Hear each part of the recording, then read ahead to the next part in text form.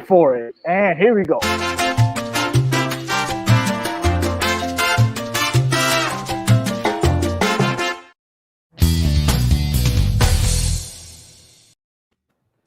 Welcome into Before Floor, an extension of 5 on the Floor here on the 5 Reasons Sports Network, sponsored as always by our friends over at Biscayne Bay Brewing. If you happen to be going down to the game, make sure that you check out their stand. It's quite popular, as is the one at Marlins Park, or whatever the hell they're calling the Marlins Stadium, Lone Depot, Lone Shark Stadium. You can definitely check that out at Marlins Park, but also at AAA and whatever Bitcoin it's going to be called here pretty soon. I think from last time I remember, it's over by 105. But definitely check it out. Biscayne Bay Brewing. Apparently, they're running out of Marlins Lager at Marlins Park. So it's so popular. So make sure you get online and get that. They are serving beer again at the arena, believe it or not. All right, another sponsor of this particular program, our friend Lynette. Go to insurancebylynette.com, 954-581-8800. I need to call her tomorrow about something because she's really good at this. And she will help you get insurance, any kind of insurance. Her firm is called Aggressive. She is aggressive, and that means if you have a bad driving record, she will help you find something. I promise you. Okay, so check out Lynette, insurancebylynette.com. She's a frequent commenter. I noticed she comments a lot on Floor's Yours, but not on the show she actually sponsors. So, Lynette, if you want to comment on this one, we'll certainly put you on.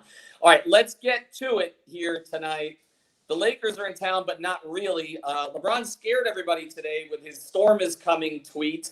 But apparently that storm may come against the Nets. So it's not happening tonight. So no LeBron, no AD. Kyle Kuzma not playing either, right, Brady? Yeah, he's not playing. They don't have Dwayne Dedmon available. Obviously, now he's not going to play. Kendrick Nunn is available and has been available. But as Eric Spoelstra said, he's just, they're monitoring it, that he's just going to stay ready. And that's just the decision they've made. All right, I want to throw something at you, Greg, and you try to comment on this. Through his early tenure with with the Heat, Victor Oladipo has a lower PER than Isaiah Thomas has with his new team. What do you make of that?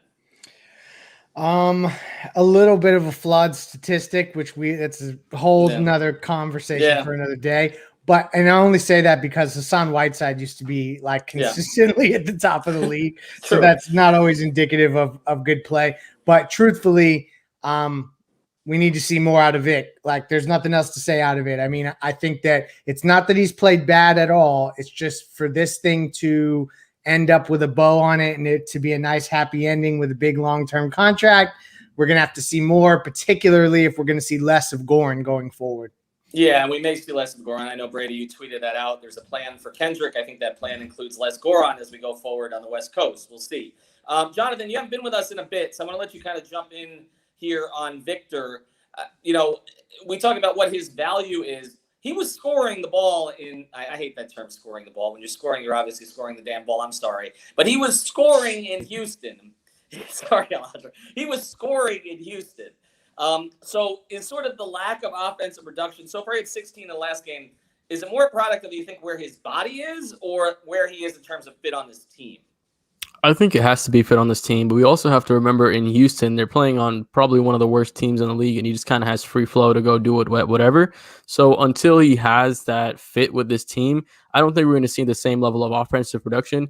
But watching the last game, you notice there's a couple of times that he does, the pick and roll with Bam, and he has a right open pass to Bam, and instead of Bam taking that jumper and getting that assist to Victor, he's not taking that jumper. So I think there's ways to go for Victor to fit on this team. I feel like he can become a good offensive threat. There's a couple of good looks that he has that he just hasn't made yet, and I feel like it'll come as time goes on. As we kind of reflect back on the finals last year and this theory that a lot of people have that the Heat could have won that thing if they'd been totally healthy. I know Ricky disagrees with that, I believe. I'm just assuming. Is that correct? If Dragic and Bam had been healthy, do they win that thing in 7 or no? As long as I don't show up in Orlando, do they win that thing? You mean Miami wins in 7? Do they win in 7? Is there any chance in your right? Oh my God! No. Look at you. You're back. What is it? Flash flood? Where are you? I don't know. I think the Seine behind me is flowing. It's the weirdest thing. I don't know what's going on. This is odd. Okay, well, I do want to get your comments, but let's cycle back around again. We'll get it back in a second. He's in Colorado on the Rapids.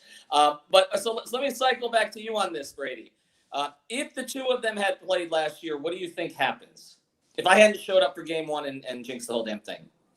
Well, when you're involved, it's a different, that kind of is a different answer. But I think in general, I think I would probably say that at least go 7. I still think, the Lakers probably had a chance of winning. But I think when you're looking at it now, the role that Goran was on at that point was kind of remarkable. And I think a lot of people are forgetting that, or even now with him kind of tailing off at the current stage with him struggling. He was their number one scorer before that finals run from Jimmy. So that right there, and obviously Bam, we know his impact on both ends of the floor and the things he brings. So that's 2 very key pieces. And now we're seeing a game tonight where it's, everything's flipped and now the Lakers have all their key pieces out, just at a lot lower of a stage. But I don't know, predicting wise what it would have went.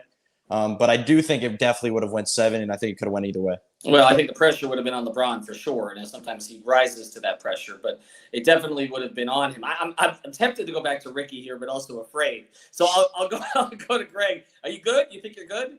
Can I go back? I think we're okay. Am I good now? What did you just do? I'm better now?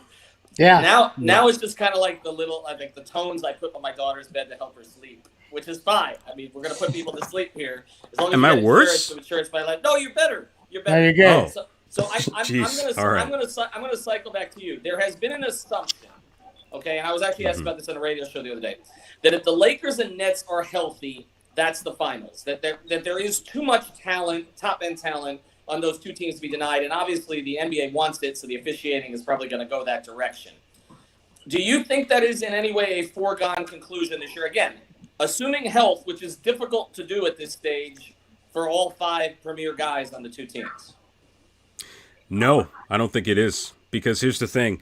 Kevin Durant just came back to the Nets, arguably within the same 7-day period in which James Harden just went out with a hamstring injury.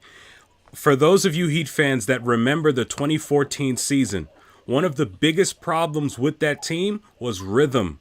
Dwayne Wade missed almost 30 games that season. And while they were barnstorming through the NBA playoffs, they were together in 2013 when they won, I think it was 66 games, and they were able to withstand the onslaught of the Spurs. Now, granted, the Spurs were even better in 2014, but there were a lot of, Ethan, you can speak to this better than anybody in this panel. There were a lot of different things going on, and Dwayne being out that long didn't help. So when you talk about the Lakers and the Nets at this point, honestly, I think health is going to be a serious determining factor in terms of whether or not we're going to see either of them. We could very well see a Sixers-Nuggets finals this season, as crazy as that might sound, based on who's able to stay healthy and all that other stuff. Yeah, Greg's hiding his eyes. Well, let me go back to you on this then, Jonathan. Who are to you, if it's not Lakers Nets, give me the 2 biggest dark horses. By the way, that's not Ricky. That's the arena, I believe. That's Alejandro. All right, go. Oh, yeah, there you go. Can you say that again? I didn't quite hear you. Yeah, okay, so if it's not going to be Lakers Nets, if the Lakers foregone conclusion, if it's not going to be LeBron, give me the team in the West that is best suited to knock them out. To knock them out, I would kind of side with Ricky there, right? I really like the Nuggets. I feel like they have a lot of good offensive depth. I feel like they have just a really good mix of players. They added Aaron Gordon. MPJ is stepping up. They already have Jamal Murray. Jokic is an MVP caliber player. And they have, a lot of good pieces in there as well. So I think they're a sleeper team in the West that can come out of there and make the finals now with that extra push. And let's not completely sleep on the Phoenix Suns either, because they're just a game out from taking that top seed. And with Chris Paul leading that team, it's almost kind of like a mini Jimmy Butler, right, where he does a lot of the things that just leads the team to get a win. And that might be a sleeper where we might see Chris Paul make his first NBA Finals. When it comes to the East Coast, I'm mainly looking at Milwaukee, right? I feel like they're probably the biggest threat with their size to Brooklyn. I feel like they can defend really well and they can kind of handle all the offensive threats of Brooklyn. So I feel like the Nuggets or Phoenix maybe on the West and probably Milwaukee on the East. It's interesting, Greg, that Jonathan mentions Phoenix there, because I feel like there's some non-buyer's remorse here in 2 different cities in the East, because Miami could have gotten in on Chris Paul in 2019, and I know most fans were against it because of the contract. And then Milwaukee really didn't make a run for Chris Paul at all and ended up, quote unquote, settling for Jrue Holiday, but paid an enormous premium for Jrue Holiday anyway, with 3 high picks and spending $40 million a year. Did either of those teams, Greg, make a mistake? Oh, man. I would have to say that if you're looking at it objectively now, Chris Paul would be awesome on the Heat. He'd be a great fit. So there probably was a missed opportunity there, but I also think that it's easy to be Monday morning quarterback on this and like armchair it. Because like at that time to think about acquiring a $40 million player, people scoffed at CP3, they scoffed at Russell Westbrook, they scoffed at John Wall. So that's kind of like customary to do so. And Chris Paul has obviously made a lot of people eat their words with what he did in OKC and rising that team. And they kind of faked a rebuild. And now he's in Phoenix and they've exploded. But I don't know that was necessarily something anybody could have predicted. So I don't know. I don't feel buyer's remorse. I feel like the team still has flexibility. They still have Jimmy and Bam, and they still have the player assets to pull together the big move when it shows itself. I'm curious to add on that. I was thinking we were Chris Paul had that injury history too, right? Because I was thinking, like, man, what if we had Chris Paul? Because we wouldn't have to give up crazy amount of depth on this team, right? We would have to give up a couple players, but we could have had Chris Paul, who's kind of like I said, a mini Jimmy Butler.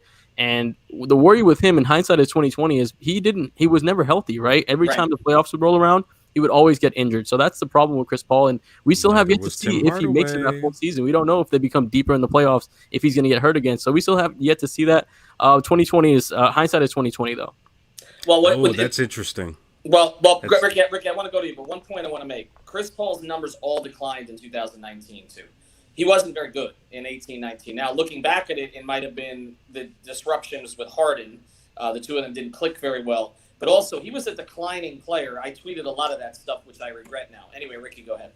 Yeah, well, you see, the thing is, I get that. I really do. But the thing is, Heat fans that know their history, Tim Hardaway was playing on one leg behind B.J. Armstrong, and Pat Riley traded for him and completely – he gave him an extra 5 years of his career. Chris Paul not only started playing better and all that other stuff, but he also changed his diet. It was kind of like one of those come to Jesus type meetings for his career. Chris Paul saw the writing on the wall and made the necessary changes.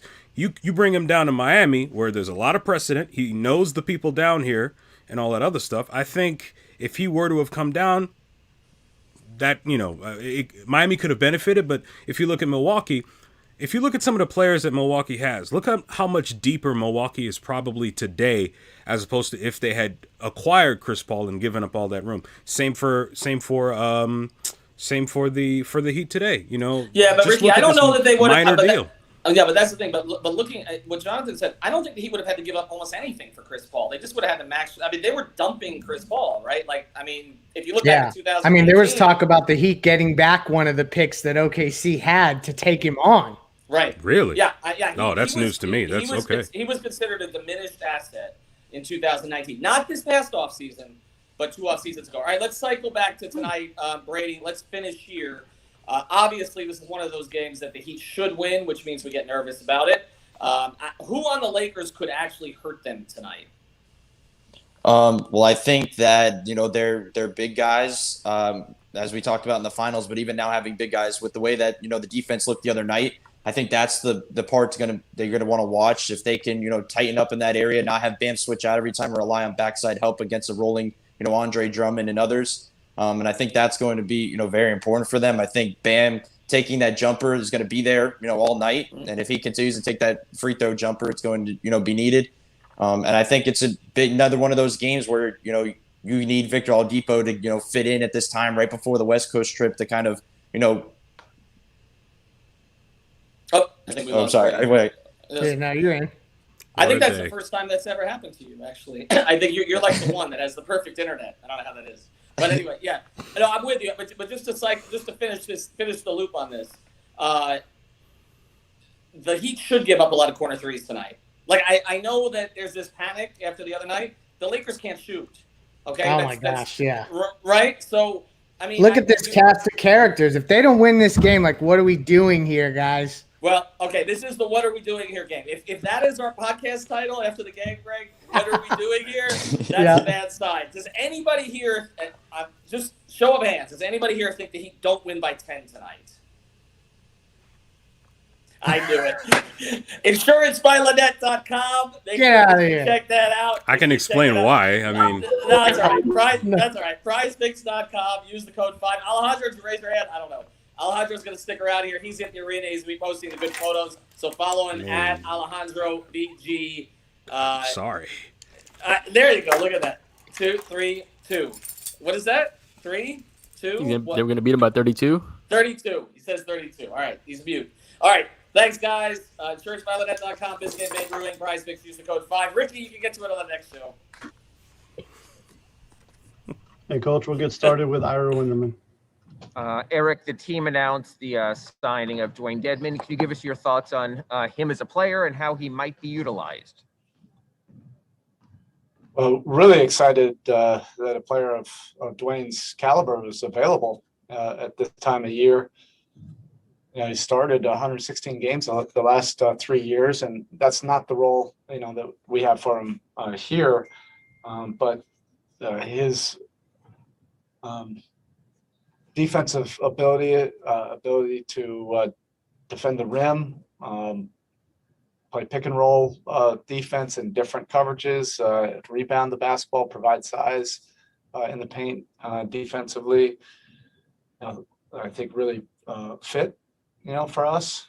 And then offensively, to have another guy that can get to the rim and finish, but also space the floor. So he's a little bit different than who we have at that position. I just think it's a great fit. It's also a pretty cool story. He started out with us in Summer League. We've always been a fan of his. Been a fan of his, grit to be able to get in this league and then create the career that he has. But then to be to play specific roles on the different teams that he's been on. Is something that we've taken notice of, and we've always just kind of kept in touch and connected with them, and the timing was great for us. Anything particularly you remember from 2013 Summer League with him being here? Yeah, we really liked him, and obviously all the things that he's done the last few years, he was showing flashes of that in Summer League, and we thought that we were going to be able to get him into our summer program. And then he ended up getting an offer, like a legit offer from another team, and he left at halftime. But we were all really excited for him, and we wanted. He was one of those guys that you really rooted for and wanted him to make it, whether it was going to be with us or somebody else. Thank you. Next we go to Josh Moser with WSBN Channel 7. Hey, Coach, in prepping for the Lakers tonight, how much do you weigh the game film from their last 3 games versus when you played them last 6 weeks ago? Much different than 6 weeks ago. Schroeder didn't play in that game, and LeBron did. They didn't have Drummond, so it's a totally different team. Our prep has basically been what they've done in the last week. Does that make it more challenging since they had such a different look the last time you saw them? No, that's the association. That's what you deal with a lot. Particularly this year, a lot of teams have been different from one game to another, and I'm sure people have felt that way about us. Next, we have Anthony Chang. Thanks, Bo. I know Kendrick has been through this before, but when he's going through a stretch like this, when he's not getting in games, do you talk with him, or is he pretty experienced? That he probably knows the guys will need him eventually. Yeah, we talked and put together a plan for him to stay ready, and he does keep himself ready. He does have the mental toughness to be ready for the next opportunity, and it always happens, like unpredictable things happen, and he's a great worker, and he hasn't stopped doing that, because of this, and that's why he'll be ready. Thank you. Next we'll go to Dave McMenamin with ESPN. Hey, Spo. On the occasion of playing a LeBron team, I got a throwback question for you. Thinking back to those championship teams you had with him, how important was it to the group to have guys like Norris Cole and Mario Chalmers who were young and ascending, and having that energy be in the mix with the other veterans and stuff that you had? It was a really fun group. I just think in general, LeBron always brings a great enthusiasm and life to a locker room. But then when you have young, ambitious, confident, young players that also bring an energy, I think it just magnifies all of that. And you have to be the right kind of young players, with a work ethic and ambition and an ability to also have a humility, with veteran players, but not to be timid. Otherwise, you'll just get eaten up in a locker room like that. And I think our young guys on those teams had those kind of qualities. Thanks, Bill. Next, we'll go to Dan Wilkie with the LA Times. Hey, Spo, good to see you. What you guys are trying to integrate two new starters and their vets in Oladipo and Ariza. The Lakers are going through with Drummond, and neither team is going to really have any practice time between now and the playoffs. How big of a challenge is that? How are you using the limited off time you have to try to mitigate sort of the natural problems that come with?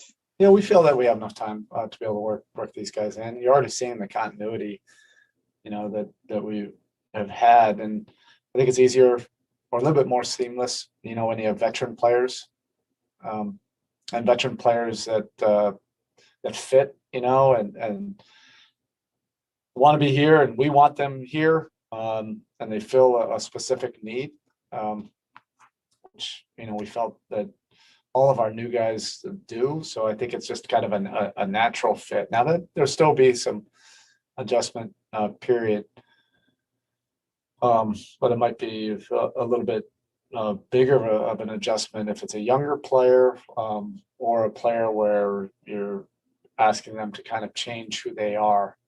And our guys, they don't necessarily have to do that. They just have to kind of be who they are and get to know their teammates and find that continuity. All right. Thank you, Coach. Hey, Tyler. How are you? Good. How you doing? Good. Tonight would mark the 27th straight game you play off the bench since making that switch. Even with guards out because of injuries or, whatever other issues, Spo has pretty kept you on that bench no matter what, pretty much. What do you think he likes about what you bring to that role, and what do you think you provide, in that 6-man spot? I think I can provide scoring off the bench.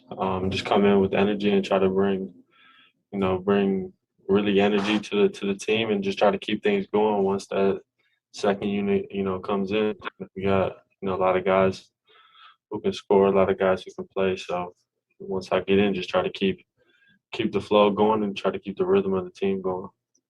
You're well into the switch now, but you obviously you started the season as a full-time starter. I would imagine physically not much changes about what you do on the court, but mentally, what was that adjustment period like? And did it take you some time to not a negative way, but to accept the change, just because you did start the year as a starter and you probably thought that's where you were going to be, for most of the season?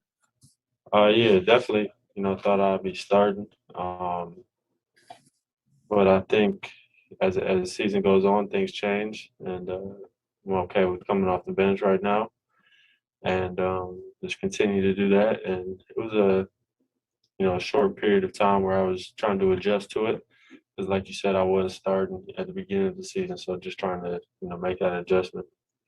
Do you feel like you can be more aggressive coming off the bench, like as far as looking for your shot as opposed to starting? I think it's really the same. I feel like I still get the same amount of shots either way. Okay, and I had one last question. Did it make it easier? You still lead the team, and I think since you moved to the bench, you lead the team in fourth quarter minutes. And I know that's been a constant for you pretty much since your rookie year. What do you think that says about how much this coaching staff values and trusts you to give you that late game role? That's such a big late game role. Yeah, I think they just trust me, and I try to make winning plays, and I'm willing to take the big shots in the fourth quarter, and I think they have confidence in me, and my teammates also trust me to go out there and try to win games. Thanks, Tyler. Up next, we have WSVN Channel 7. Hey, Tyler. Obviously, no LeBron, no AD for the Lakers tonight. What's the biggest challenge that this team still represents? They're real athletic. They get out and run. on the offensive glass. They're a great offensive rebounding team, and there's still plenty of guys on the team that can really hurt us. They're still the playoff team, and it's going to be a tough challenge for us to come out tonight. I'm sure they remember us beating them in LA earlier this year, and they probably want to get some revenge in that regard. I know you guys already played them once in LA, but is there still kind of a chip on you guys' shoulder for what happened in the NBA Finals last season? Definitely. I think we want to come out with a little bit of a chip on our shoulder tonight and just be able to try to get some revenge in our own way because of what happened in the finals. All right, next we have Christos Saltas. Hello, Tyler. Hope you are doing well. What did you notice about the chemistry of that team since the trade deadline when Victor and Belly came in the team?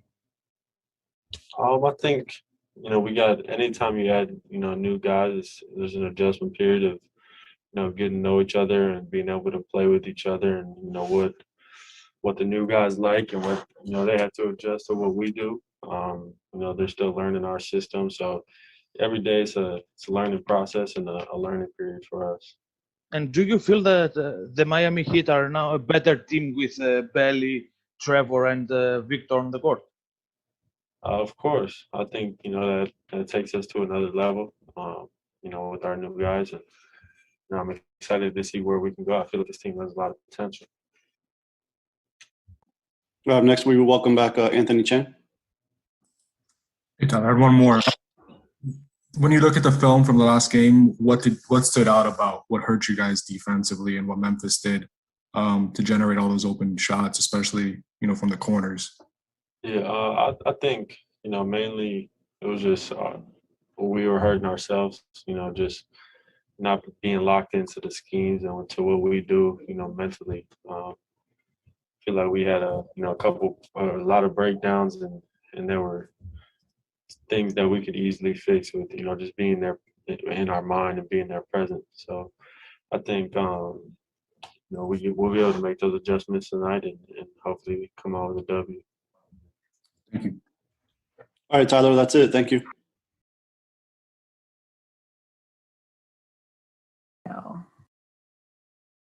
The season, 16 points a game, efficient, had back-to-back non-turnover games. You saw the news this morning that he was suspended. Just wondered your thoughts on A, the suspension, and then B, how you make up for that secondary playmaking that he's been giving you. Yeah, it's disappointing, but those are the rules. Come onto the court and do an altercation and get suspended. We all know that. We've talked about it with our guys, with our staff, about making sure guys don't leave the bench. Talon was at the scorer's table, so it was really unique in terms of finding guys not to come on the floor. So, it's just one of those disappointing things. I do wish that, there was a way the league could, make this ruling the day after the game instead of the day of the next game.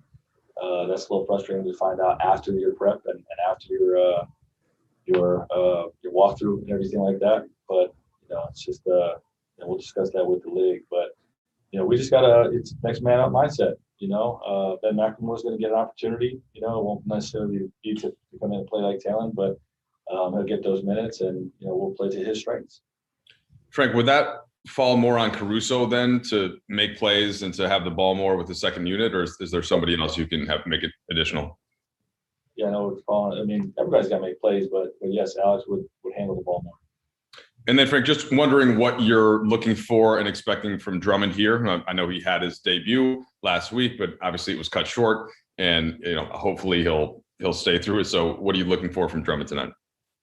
Yeah, be himself and get comfortable in our system. That's the simplest way to put it. Dominate the boards, be the lob threat that he is, play occasionally in the post, and try to execute the coverages that we have in place with our defense. While using his skill set, blocking shots, and playing basketball like he does so well. Dave? Two quick ones, Frank. First of all, Kuzma, do we know yet if he's going to play? Kuz has a calf strain and he will be out tonight. Okay. And secondly, following up on the question about Talon's suspension, that went into place, I believe, after the Mouse of the Palace in 2004. there was a Spurs Suns playoff series that was marred by, players that didn't add to it. Do you think that's something that the competition committee could look at rather than have the black and white rule, have some gradient in the future? Yeah, I would agree with that. I think that is something they can look at. Thanks. Should look at. And Hey, Frank, without Kuzma, who's going to start tonight? I'm not going to rebuild that until 30 minutes prior. And then I guess we've asked you this a bunch of different ways, so I'll try again a different way. LeBron posted something on Instagram today. A picture of him and Anthony Davis, essentially, like the seeming was that like a storm is coming, right? Like that maybe there's been some sort of progress with them.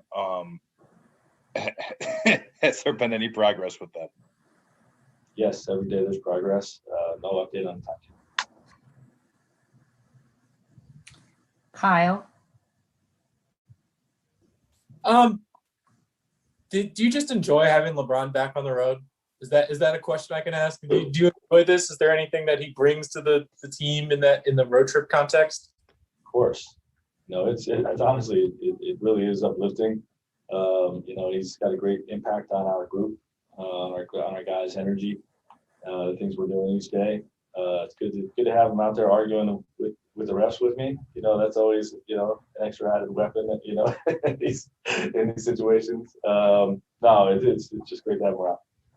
And as a unrelated follow-up, what happened to Kuz with the calf strain?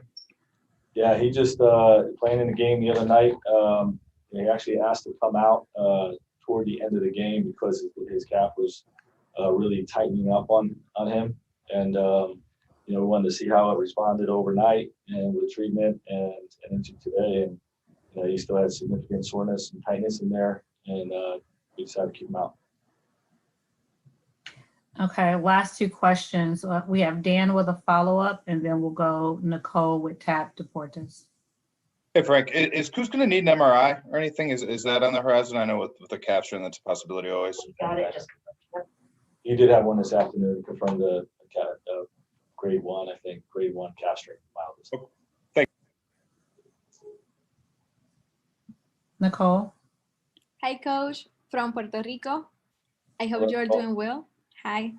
Right now, we are a little closer to the playoff. And so what do you think has been the biggest challenge at this point in the season? And how do you manage to improve and be prepared for the big part? Yeah, the biggest challenge has been, I think, just the adaptability that has been necessary with our group. We knew it was going to be that kind of season with the COVID protocols. Adapt on the fly all season long. And then it's been added with the onslaught of injuries that we've had to key guys.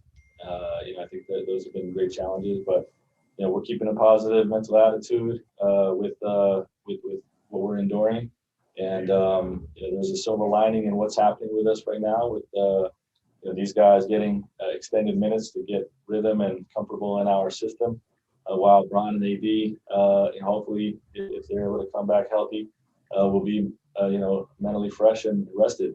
So there's some positives to what we're going through. It's not fun in the moment, but we're definitely encouraged about what we're going to be able to do down the stretch and into the playoffs. All right. Thanks so much, Coach. Thanks, everyone. We'll talk to you guys post-game.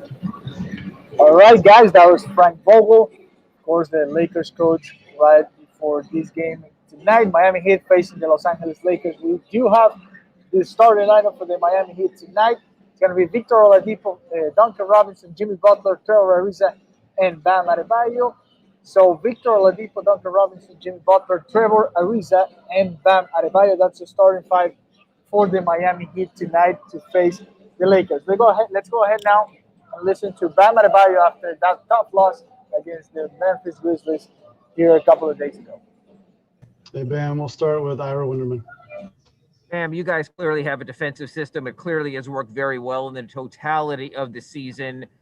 But nights like tonight, when we see so many guys standing wide open for them in the corners for their threes, was that something that they out-schemed you with? Was that something that the rotations weren't good enough? Hustle was off? Why so many open looks for them on the threes?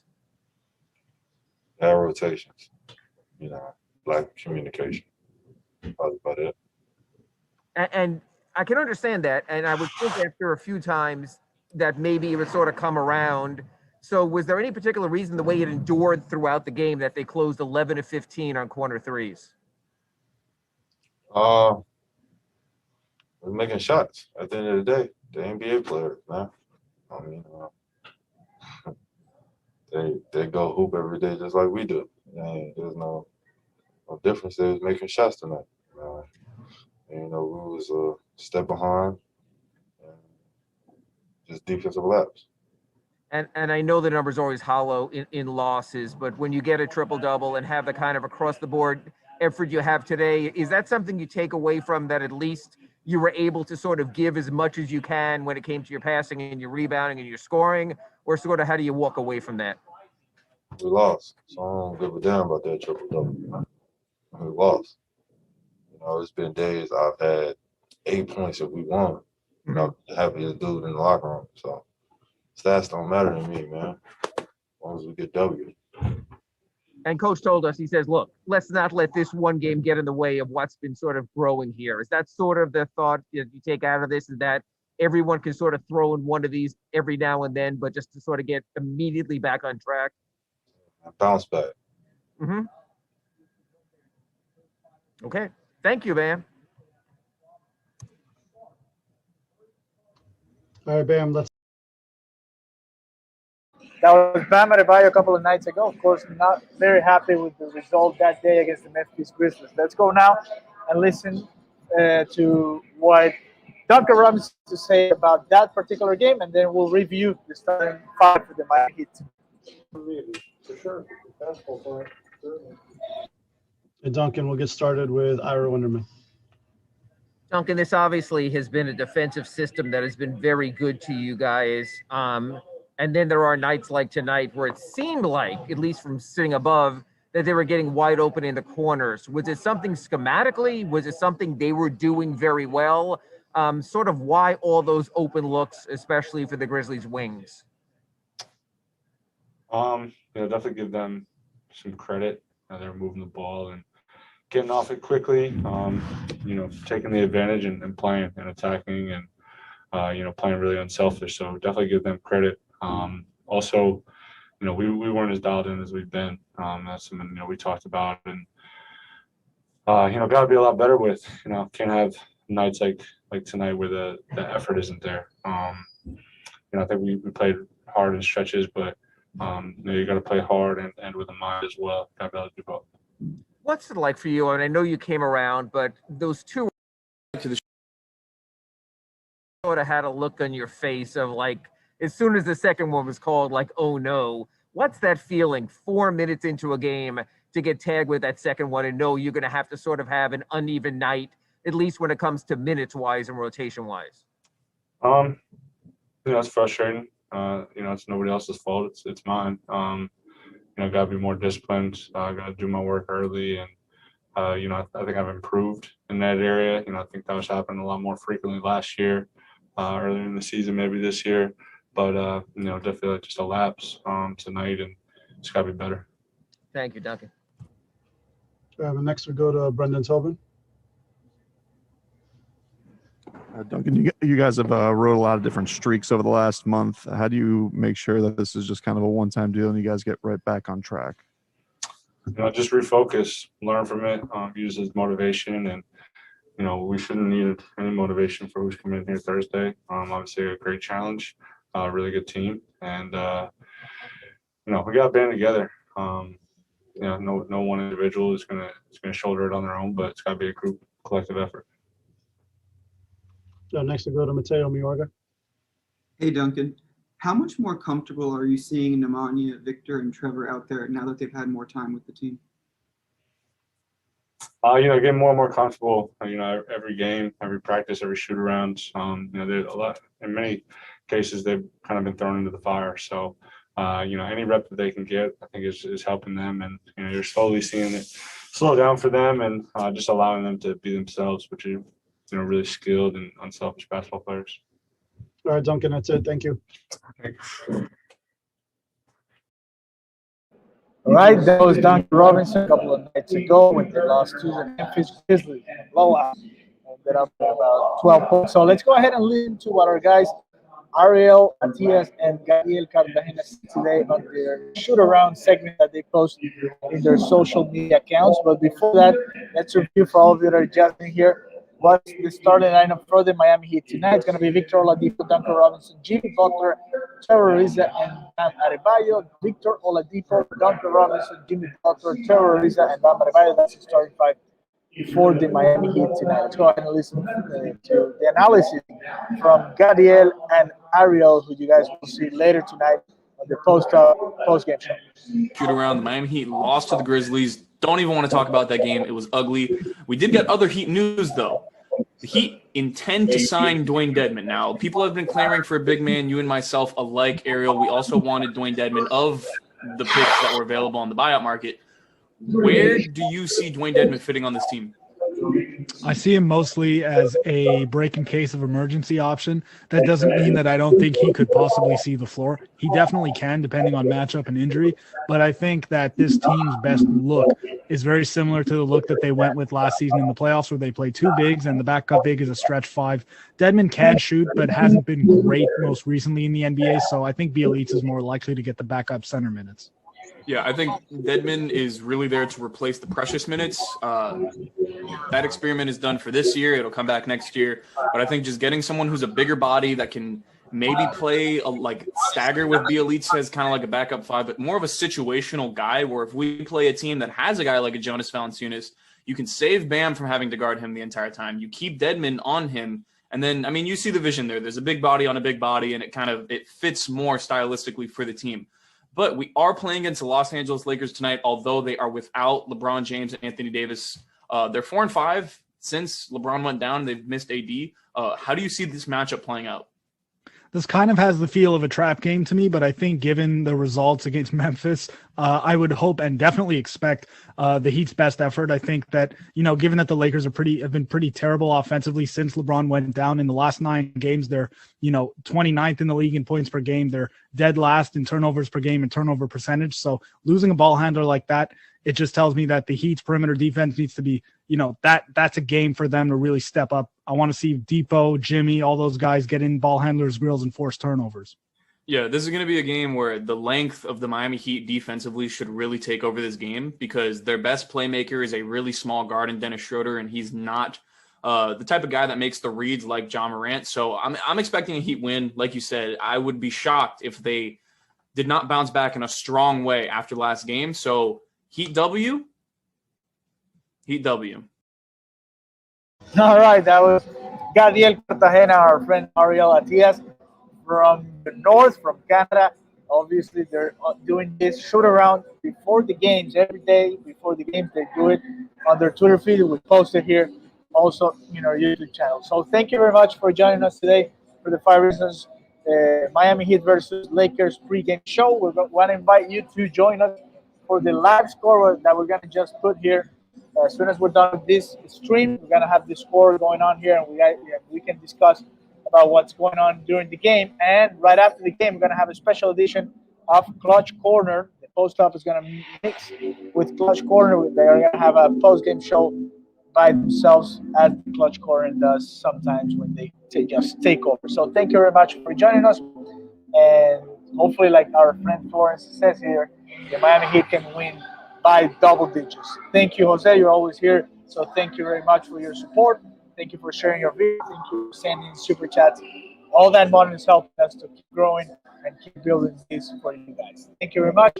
Have a good one. Enjoy the game. Go get a Biscayne Bay. And we will see you here right after the game or during the game if you want to join us for the live score for the game Miami Heat versus Los Angeles Lakers. Have a good one.